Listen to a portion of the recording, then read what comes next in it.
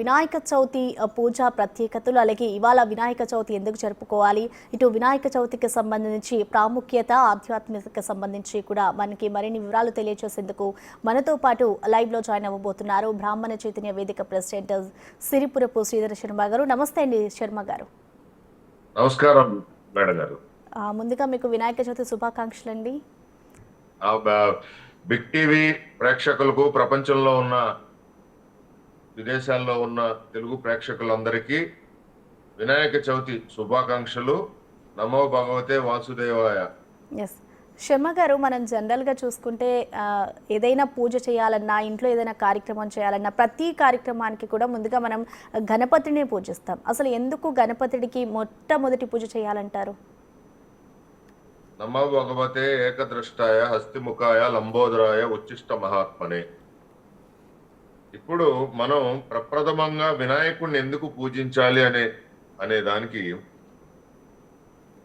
విఘ్నాధిపతి. విఘ్నాలు అనేవి మనలోనే ఉన్నాయి. మనము ప్రథమ పూజ చేసుకోవాలి తొలుత. అంటే విఘ్నాలు అనేవి మన మనసులో, మన శరీరంలో, మన బుద్ధిలో అనేవి విఘ్నాలు అనేవి మనం ఏర్పాటు చేసుకుంటేనే విఘ్నాలు అనేవి ఏర్పడతాయి. దాన్ని వినాయకుడి రూపంలో ఆధ్యాత్మికంగా పురాణాల ఇతిహాసాల ప్రకారం మనలో బుద్ధి, జ్ఞానం, ఆత్మని శుద్ధి చేసుకునే దానికోసం ఈ వినాయక చవితి అనేది ప్రథమ పండుగగా మరి మనమే సందేశం ఇచ్చే పరిస్థితి పురాణ ఇతిహాసాలు ఏర్పాటు చేయటం జరిగింది. దీన్ని మనం చూసుకుంటే మనం ఈ రోజున వినాయక రూపం ఏ సందేశం ఇస్తుందంటే, వినాయకుడి చెవులు పెద్దగా ఉంటాయి, చాలా వెడల్పాటి చెవులు. అంటే ఏనుగుకి ఎంత చెవులు పెద్దవి చాటల వలె ఉంటాయో అంత చెవులు వినాయకుడికి ఉండటం. ఆ చెవులు ఏం సందేశాన్ని ఇస్తాయంటే, మనం చాడీలు చెప్పటం, లేకపోతే తప్పుడు విషయాలు వినటం, లేదు వేరే వాళ్ళ గురించి మనం వేరే రకంగా మాట్లాడటం, అవాకులు చెవాకులు మాట్లాడటం, ఇవన్నీ వినాయకుడు స్వామివారు వింటారు అనే భావన, భయము, భక్తి మనలో ఉండాలని చెవులు ఆ రకంగా ఒక సందేశం ఇస్తే, అట్లే స్వామివారి కళ్ళు చాలా చిన్నవి, రూపమేమో పెద్దది, కళ్ళేమో చాలా చిన్నవి. అంటే సూక్ష్మాన్ని గ్రహించమని చెప్పి వినాయకుడు కళ్ళు మనకి సూక్ష్మాన్ని గ్రహించమని చెప్పి ఒక విలువైన సందేశం. అంటే మనం ఎట్లాంటి పరిస్థితి ఉందా అంటే, ఒక చిన్న విషయాన్ని కూడా పెద్దది చేసి ఆలోచిస్తాం. మనం పెద్దది చేసి ఆలోచన చేసే, అంటే గోటితో పోయేదాన్ని గొడ్డలి దాకా తెచ్చుకునే ఆలోచనలు తెచ్చుకుంటాం. దాన్ని సూక్ష్మంగా ఆలోచించి ఆ సూక్ష్మమైన వచ్చిన సమస్యని ఎలా మనం పరిష్కరించుకోవాలి, ఆ సూక్ష్మమైన అంశాలు మనం ఎలా తెలుసుకోవాలి అనేది, ఆ బుద్ధి అనేది మనలో ఏర్పాటు చేసుకోమని స్వామివారి నయనాలు చిన్న నయనాలతో ఆ రూపంలో దర్శనమిస్తుంది. అట్లానే మనం చూస్తే తొండం, స్వామివారికి తొండం ఉంటుంది, ఏనుగు తొండం. అంటే ఏదైనా నువ్వు ఆస్వాదించే పరిస్థితి ఏర్పాటు చేసుకో. అంటే సుఖాలైనా, కష్టాలైనా, బాధలైనా, ఏదైనా కానీ ఆస్వాదించే పరిస్థితిని నువ్వు ఏర్పాటు చేసుకోవటంలో నీ మనసును సిద్ధం చేసుకో. లాభం వచ్చినా, నష్టం వచ్చినా, కష్టం వచ్చినా, ఇష్టం వచ్చినా అన్నిటినీ ఆస్వాదించే స్వభావాన్ని నీలో ఏర్పాటు చేసుకోమని చెప్పి ఒక దివ్యమైన సందేశం తొండం ద్వారా స్వామివారు ఇవ్వటం జరుగుతుంది. అట్లానే శరీర ఆకృతి, ఆయన పొట్ట చాలా పెద్దదిగా ఉంటుంది, మరి రూపమేమో మరగుజ్జు రూపంలో ఉంటాడు. ఈ రూపంతో ఉన్న, అంటే మనం వేరే వాళ్ళ రూపాలను చూసి, అది అందమైన రూపం, అందం కాని రూపాలను చూసి మనం విమర్శలు చేసుకుంటామే, అవన్నీ కూడా స్వామివారు వింటారు, పెద్ద చెవులు ఉన్నాయి. ఆ రూపాలని ఎప్పుడైతే బాడీ అసాసినేషన్ చేస్తామో, ఆ రూపాలని మనం అట్లా చేయకూడదు అనే ఉద్దేశంతో ఆయన రూపం, ఆయన కడుపు అలా పెద్దది ఏర్పాటు చేసుకోవటం, ఆ కడుపులో అనేక రకమైన శరీర తత్వాలు, అంటే ఆరోగ్య కారణాలు, అనారోగ్య కారణాలు, మరి జీర్ణ ప్రక్రియ, అజీర్ణ ప్రక్రియ, ఇటువంటివన్నీ ఆ రూపంలో, కడుపు రూపంలో ఉండటాన్ని స్వామివారు ఒక దివ్యమైన సందేశాన్ని ఇస్తున్నారు. ఇలా ఆయన గురించి చెప్పుకుంటూ పోతూ ఉంటే ఎన్నో మనకి సందేశాలు ఇవ్వటం జరుగుతుంది. మనం అర్థం చేసుకోకపోవటం మనుషులుగా మన ఒక చిన్నమైన స్థితి మనది. అందువల్ల వినాయకుడు చవితి అనేది, వినాయక ప్రథమ పండగ అనేది, వినాయకుడిని తొలుతగా మనం పూజించుకోవాలనేది ఒక దివ్యమైన సందేశం స్వామివారి రూపంలోనే ఏర్పాటైంది. ఆయన వాహనం ఎవరు? ఎలుక. ఎలుక అంటే చాలా చిన్నది, చిన్న దాని మీద ఒక పెద్ద భారీ రూపం ఎలా పయనిస్తుంది అనేది మనం ఆలోచించాలి. అంటే ఒక చిన్న అంశాలను కూడా మనం పెద్ద మనసు చేసుకొని కష్టానికి, నష్టానికి, అన్నిటికీ అతీతంగా మనం పయనించాలి. మనకి ఎంతలో తృప్తి మరి ఇదే వినాయకుడికి ఏనుగు రూపాన్ని పెట్టి ఏనుగు వాహనం ఉండొచ్చు, కానీ ఎలుకను ఎందుకు పురాణ ఇతిహాసాలు మరి తెలియజేసినాయి అంటే, నువ్వు చిన్న వస్తువునైనా కానీ పెద్ద మనసుతో ఆస్వాదించాలి. అంటే నీ కుటుంబం ఈరోజు లేని పరిస్థితుల్లో ఉందని చెప్పి నువ్వు బాధపడుతూ ఉండకూడదు. నీకు భగవంతుడు ప్రసాదించిన దాంట్లోనే తృప్తిపడి జీవించాలి అనేది ఎలుక వాహనం రూపంలో మరి తెలియజేయటం జరిగింది. మరి దీన్ని ఇట్లా మనం చూసుకుంటూ పోతే ఎన్నో అంశాలు వినాయక చవితి పండగలో, వినాయకుడి స్వరూపంలో బాగా సందేశం ఇచ్చే పరిస్థితి మరి ప్రకృతి ద్వారా మనకి ఏర్పాటైంది. ఈ రోజున వినాయక చవితి మనం చేసుకుంటున్నాం అంటే ప్రకృతి పర్యావరణం అనేది తొలుత పీట మనం ఇచ్చాం పర్యావరణానికి. అంటే ప్రకృతి మన మనసుల్లో ఉండాలి, పర్యావరణం మన హృదయంలో ఉండాలి అని చెప్పి ఒక సందేశం ఇచ్చే కార్యక్రమం. అంటే మట్టితో వినాయకుల్ని చేయమని పూర్వం రోజుల్లో, ఇప్పుడంటే ప్లాస్టర్ ఆఫ్ ప్యారిస్, రకరకాల పర్యావరణానికి విరుద్ధంగా తయారు చేసే విగ్రహాలు తయారు చేస్తున్నారు.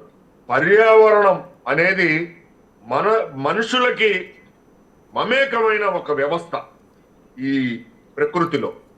అంటే ప్రకృతి ఎట్లాంటి పరిస్థితిని ఏర్పాటు చేసిందంటే, పర్యావరణాన్ని నువ్వు రక్షించుకుంటే నీ జీవన విధానం, నీ సమాజం.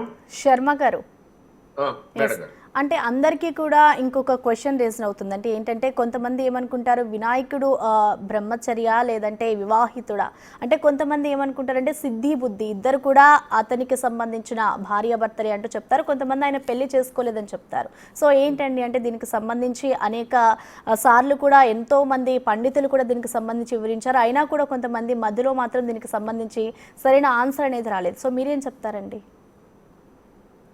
అసలు వినాయకుడు వివాహం అయిందా లేదా? వినాయకుడికి వివాహం అయి ఉంటే సిద్ధి బుద్ధి అనే భార్యలు ఉన్నారని అంటున్నారు. వినాయకుడికి సిద్ధి బుద్ధి భార్యలు అంటే, బుద్ధి అంటే ఎవరండి? మన మనసులో బుద్ధి. సిద్ధి అంటే ఎవరండి? మనం చేసే క్రియల వల్ల, మనం చేసే కర్మల వల్ల ఏర్పడేదే సిద్ధి. అంటే మనిషిలోనే వినాయకుడు ఉన్నాడు, మన మనిషిలోనే. సిద్ధి బుద్ధి అనే భార్యల ద్వారా ఆయన ఒక సందేశం ఇవ్వటం జరిగింది. పురాణ ఇతిహాసాలు అంటే, పురాణ ఇతిహాసాలు ఎటువంటి సందేశాన్ని ఇస్తాయంటే, ఆధ్యాత్మికంగా మనిషి జీవనంలో ఎలా జీవించాలి, ఎలా సామాజికంగా మమేకమై సత్సంబంధాలు ఏర్పాటు చేసుకోవాలి, ఆయన బుద్ధి, ఆయనకు సంబంధించిన అవలంబించే విధానాలు ఎలా ఉండాలనేది మనిషిలోనే ఏర్పాటు చేశాడు. భగవంతుడు ఎక్కడో లేడండి. రూపాలు, మనం పెట్టుకున్న రూపాలు ఏదైనా అవ్వచ్చు, అది విగ్రహ రూపంలో లేకపోతే ఏదైనా అవ్వచ్చు. భగవంతుడు మన మనసులోనే మన ఆత్మలోనే ఉన్నాడండి. అందుకే సిద్ధి బుద్ధి అనే రూపాలని ఆయన వివాహం చేసుకోవడం జరిగింది. అంటే సిద్ధి బుద్ధి మీరు కూడా అవలంబించండి అని చెప్పి ఆయన ఒక మంచి సందేశం. వివాహం అనే ప్రక్రియ అంటే వివాహంలో ఎలా ఉండాలి, వివాహం తర్వాత కూడా భార్యాభర్తల అనుబంధం ఎలా కొనసాగాలి, వారు ఎలా మమేకమై జీవనం కుటుంబ పాలన ఎలా చేసుకుంటూ వెళ్ళాలి అనేది కూడా వినాయకుల రూపంలో వినాయకుడి కల్పంలో ఇవన్నీ మిళితమై ఉన్నాయండి. అంటే భార్యాభర్త ఒక బుద్ధితో మెలగాలి, ఒక బుద్ధిగా ఇద్దరు ఇటువంటి పోరుపచ్చాలు సహజంగా భార్యాభర్తల మధ్య పోరుపచ్చాలు వస్తూ ఉంటాయి. ఆ పోరుపచ్చాలని అధిగమించి బుద్ధితో కుటుంబ జీవనం సమాజంలో ఎలా కొనసాగించాలి అనేదే ఇక్కడ స్వామివారు ఇస్తున్న సందేశం. మేడం గారు, ఎస్ శర్మ గారు, ఇక్కడ చూసుకుంటే చాలా మంది అంటే చిన్నవారి దగ్గర నుంచి పెద్దవారి వరకు అందరూ కూడా ఈ పండుగనే ఎక్కువగా ఆరాధిస్తూ ఉంటారు. అంటే అంత ప్రత్యేకత, అంటే హిందూ సాంప్రదాయాలలో ఈ పండుగకి ఉన్న విలువ కానివ్వచ్చు, ఈ పండుగకున్న ప్రత్యేక శ్రద్ధ కానివ్వచ్చు, ప్రతి ఒక్కటి కూడా ఎందుకు ఇంత శ్రద్ధగా వహిస్తారనుకోవచ్చు. అసలు ఈ పండుగ యొక్క ప్రత్యేకత ఏంటంటారు? ఈ పండుగ యొక్క ప్రత్యేకత ఏంటంటే ఇది బ్రిటిష్ వారి టైంలో 1800వ శతకంలో ఆ టైంలో బ్రిటిష్ వారు ఉద్యమాలు చేయనిచ్చే పరిస్థితి లేదు.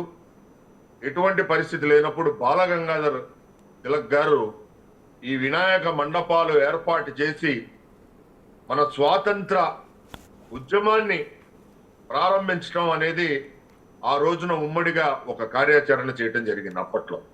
అంటే దాంట్లో కూడా ఒక నిగూఢ రహస్యం ఉంది. దీంట్లో కూడా ఒక స్వాతంత్ర ఉద్యమం కోసం ఏర్పాటైన వినాయక చవితి అనేది నేను చెప్పట్లేదు, కానీ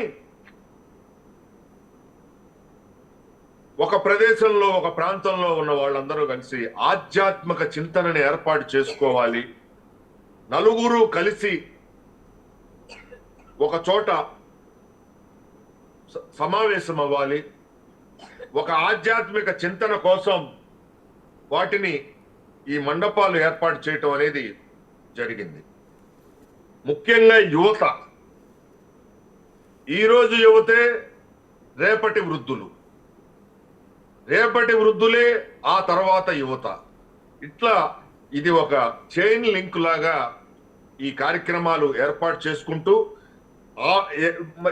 ఎవరి జీవన ప్రయాణంలో వాళ్ళు కొనసాగుతూ జీవనంలో వాళ్ళు ఉద్యోగాలు, వృత్తులు, వ్యాపారాలు కొనసాగించే క్రమంలో కనీసం సంవత్సరానికి ఒక్కసారైనా ఒక చోట కలివిడిగా కలిసి ఒక కార్యక్రమం ఆధ్యాత్మిక చింతనతో ఏర్పాటు చేసుకోవాలి, భక్తి భావంతో మమేకమయ్యి ఆ భక్తి శ్రద్ధలు ఏర్పాటు అవ్వాలి అని చెప్పి పెద్దలు ఈ కార్యక్రమాన్ని మండపాల రూపంలో మట్టితో పర్యావరణాన్ని రక్షించాలి, మట్టి ద్వారా పర్యావరణాన్ని రక్షించాలి అని చెప్పి మట్టి వినాయకులతో పందిళ్లు ఏర్పాటు చేయడం జరిగింది స్వాతంత్ర ఉద్యమం నుంచి.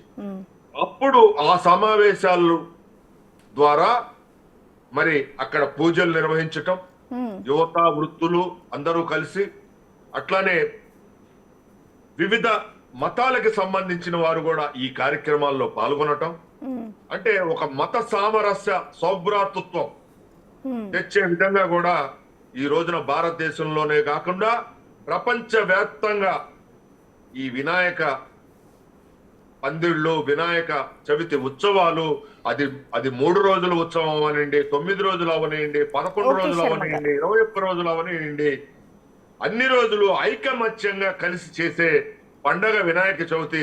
మనం చాలా ప్రాంతాల్లో చూస్తే హైదరాబాదు గాని ఇరు తెలుగు రాష్ట్రాల్లో గాని ముస్లింస్ కూడా వినాయక చవితి పందిళ్లు వేసి ఎక్కడ గల్ఫ్ కంట్రీల్లో పనిచేసే భారతదేశ వ్యక్తులు కూడా, ముస్లిం వ్యక్తులు ఇండియాకు వచ్చి వినాయక పందిళ్లు ఏర్పాటు చేసే సంస్కృతిని మనం చూస్తున్నాం. అట్లానే క్రిస్టియన్ సోదరులు కూడా ఈ కార్యక్రమాలు పాల్గొని మమేకమై ఒక మత సామరస్య సౌభ్రాతృత్వానికి వినాయక పందిళ్లు అనేవి మన భారతదేశంలో తొలి మెట్టుగా మత సామరస్యానికి ఏర్పడినాయని చెప్పి నేను తెలియజేస్తున్నా మేడం ఓకే గారు. ఓకే థ్యాంక్ యూ శర్మ గారు. అంటే మాకు తెలియని వినాయకుడికి సంబంధించి తెలియని రహస్యాలు, అలాగే ఆ పూజా విధానం ఏ విధంగా ఉంటుంది అని, మొదటిగా ఎందుకు పూజించాలి అనే వివరాలు చాలా చక్కగా తెలియజేశారు. థ్యాంక్ యూ అండి.